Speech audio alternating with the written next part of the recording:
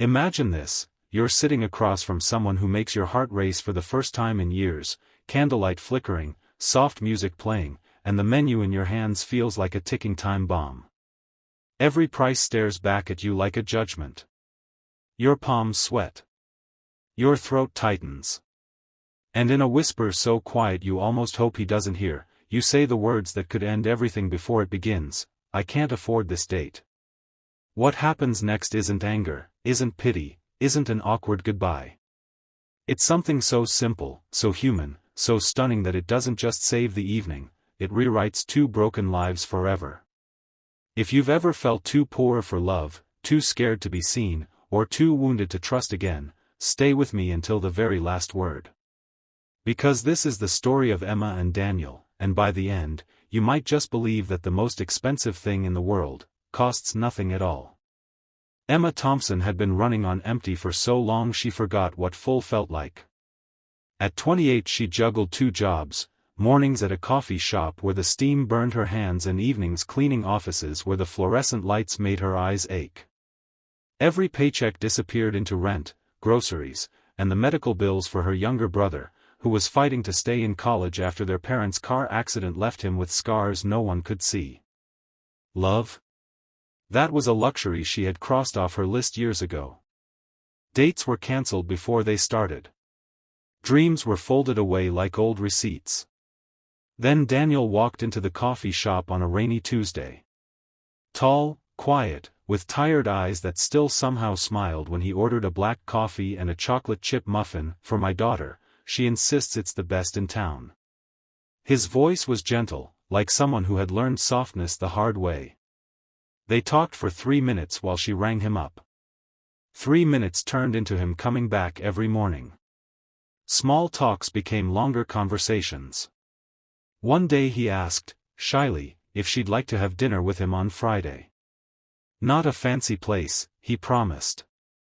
Just dinner. Emma said yes before her brain could stop her heart. Friday night arrived in a whirlwind of borrowed lipstick and a dress she hadn't worn since her mother's funeral.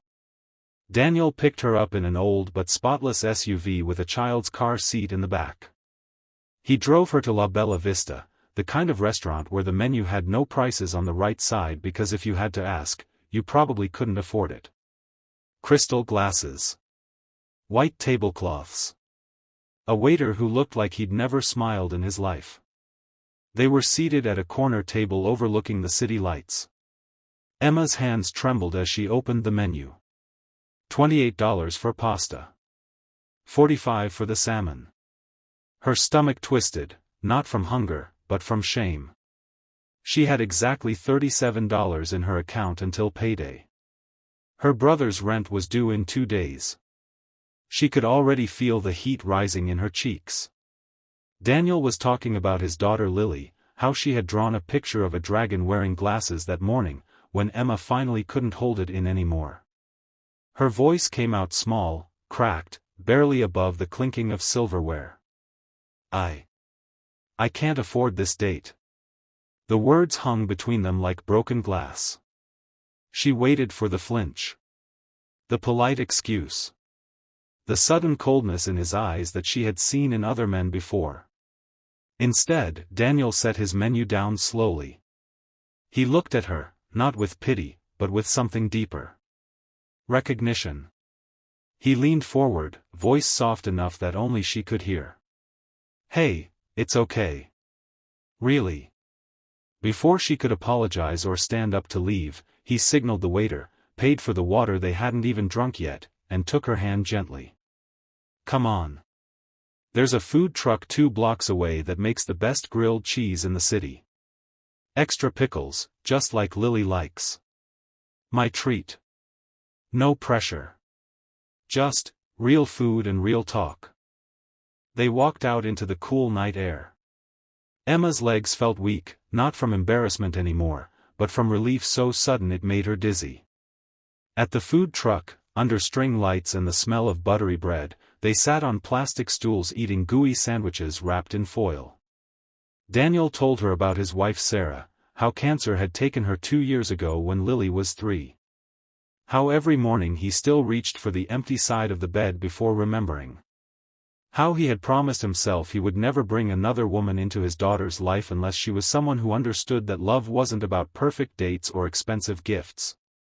Emma listened, tears mixing with the cheese on her fingers, and for the first time in years she didn't feel like a burden. She told him about her brother's nightmares, about the eviction notice taped to her door last month, about how she sometimes cried in the walk-in freezer at work so no one would hear. Daniel didn't offer money. He didn't try to fix her. He just listened. And when she finished, he said the words that lodged themselves in her heart like a promise: "You don't have to carry it all alone anymore. Not if you don't want to." That night, under a flickering street lamp, he kissed her forehead, not her lips, not yet, and drove her home. Emma lay in bed afterwards staring at the ceiling, heart racing with something she hadn't felt in forever: hope. But hope, she would soon learn, always comes with its own set of storms. 2 weeks later the storm arrived without warning. Emma's landlord slipped the final eviction notice under her door on a Monday morning. 30 days. No extensions. Her brother's tuition was late again. The coffee shop cut her hours because business was slow. She stared at the paper until the words blurred, then did the only thing she could think of: she called Daniel. He came over that same evening with Lily in tow. The little girl, 5 years old with messy curls and her mother's smile, handed Emma a crumpled drawing of 3 stick figures holding hands under a rainbow. "That's me, Daddy, and you," Lily announced proudly. "Daddy said you're our new friend." Emma's knees nearly gave out. While Lily colored at the tiny kitchen table, Daniel sat with Emma on the worn couch and listened to every fear she poured out. Then he did something she never expected. He didn't write a check or call a lawyer. He pulled out his phone and showed her a small apartment above his garage, nothing fancy, just 1 bedroom, a kitchenette, and a tiny yard where Lily could play. "It's been empty since my mom moved to Florida," he said quietly.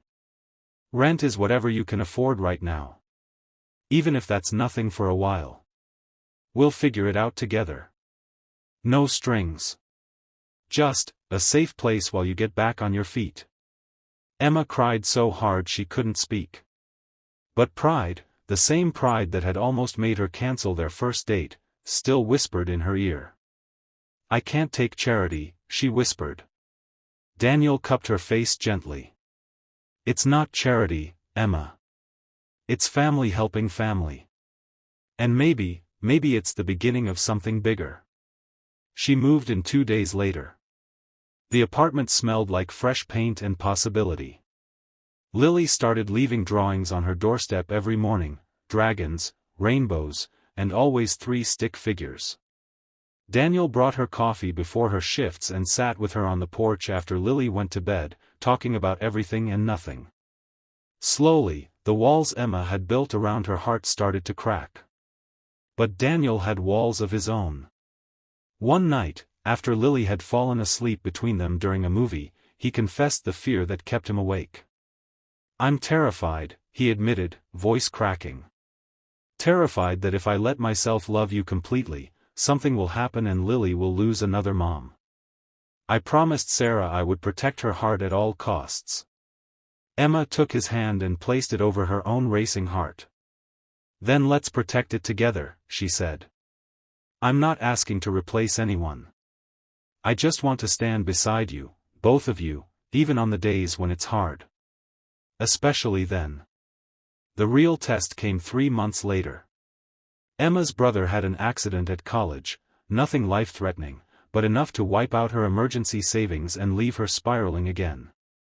Late one night she sat on the porch steps, head in her hands, convinced she was too much trouble, that Daniel and Lily deserved someone lighter, someone whole.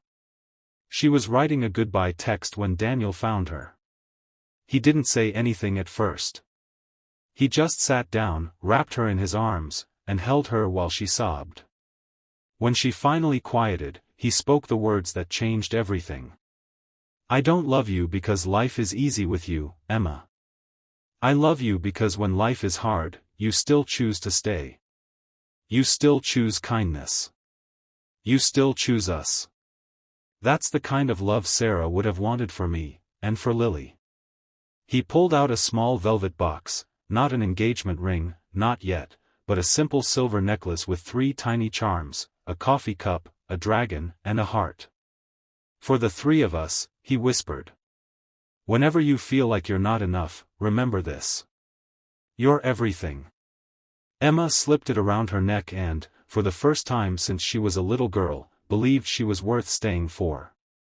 6 months after that rainy Tuesday when Daniel first walked into the coffee shop, the 3 of them stood in the tiny yard behind the garage. Lily was blowing bubbles, laughing as they popped against the sunset. Emma wore the necklace. Daniel wore the softest smile she had ever seen. He took her hands and said the words she had once been too afraid to dream, "I can't afford to lose you, Emma. Not now. Not ever. Will you stay? Not just in the apartment, but in our lives? In our family?" She answered with a kiss that tasted like grilled cheese, second chances, and the kind of love that doesn't need a fancy menu to be priceless. And somewhere in the quiet of that ordinary evening, a single dad and a struggling woman proved to the world what the most stunning answer to, "I can't afford this date," really is. Yes, you can, because the best things in life were never meant to be bought. They were meant to be built, together. So the next time life hands you a menu you can't read, remember Emma and Daniel. Remember that real love doesn't flinch at honesty. It leans in. It chooses kindness when pride would walk away. It builds homes where there were only walls. And maybe, just maybe, it will stun you too, in the most beautiful way possible.